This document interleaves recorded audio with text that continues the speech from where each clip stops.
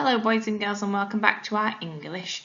Yesterday, on Wednesday, you were planning your 5-part story for Little Red Riding Hood, and today we're going to think about writing the 5-part story. So you'll need your plan ready from yesterday, and you'll also need your piece of paper for writing the story today. So let's have a quick look through what we did yesterday. We were looking at the different sentence starters and having a think about how we would finish those sentences to tell the story of Little Red Riding Hood.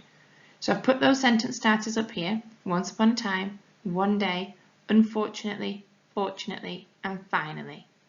Can you pause the video here and use your plan to be able to finish those sentences off? Can you tell the story of Little Red Riding Hood using these 5 sentence starters? Press play when you're ready to carry on. Here's my 5-sentence story. Once upon a time there was a girl called Little Red Riding Hood. One day she went for a walk in the forest. Unfortunately, she met a wolf. Fortunately, the woodcutter scared him away. Finally, they all lived happily ever after. You'll notice that every sentence starts with a capital letter, and we all have a full stop at the end of our sentences. But some of it is a little bit boring. We've talked about the forest this week and how we could describe the forest and what adjectives, what describing words we could use to describe the forest. So you could actually make that second sentence much more exciting. One day she went for a walk in the scary forest. One day she went for a walk in the peaceful forest. You can start to use those adjectives in your writing now to challenge yourself. Once upon a time there was a... What kind of girl was she? We know she's called Little Red Riding Hood, but what kind of girl? What adjectives could you use? See if you can add some of those into your writing today. So here are some of the words we used to describe the forest. So you could use some of those in your writing. But remember, there's plenty of others. You don't have to just use the ones that I've shown you. And here is the piece of paper that I have got ready in your pack for you to use when you're writing your 5-part story. So you can see on there that I've already done the sentence starters for you. All you have to do is finish the sentence.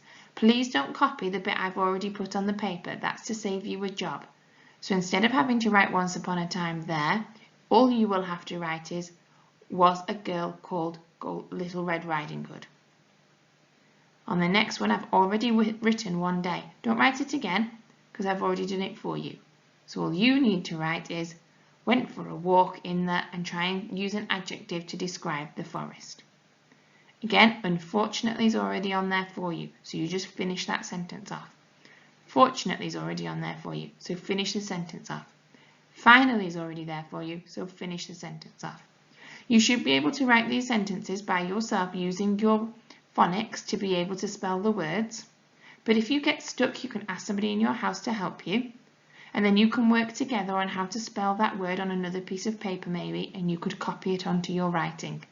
But remember, I'm not worried about whether you spell it exactly right. If you're using your phonics and somebody can work out what it says because you've used your phonics, that's the most important thing. You've got to be confident that you can write your own sentences. You can always go back and watch this video again if you're a bit worried that you can't remember what happens in the story.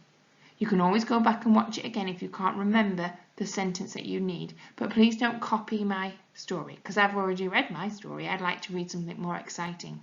What can you do to the story to make it more exciting when I sit and read it next week? Make sure you either take a picture of it to send to us so we can see it straight away, or pop it in your packs ready to bring back when you get your new pack next week, and we'll look forward to marking all of those and seeing what fantastic job you've done of your stories. Enjoy your story writing, and remember, you can do it. Use your phonics, capital letters, full stops and finger spaces, and you will do a fantastic job. I know you will. I look forward to reading them.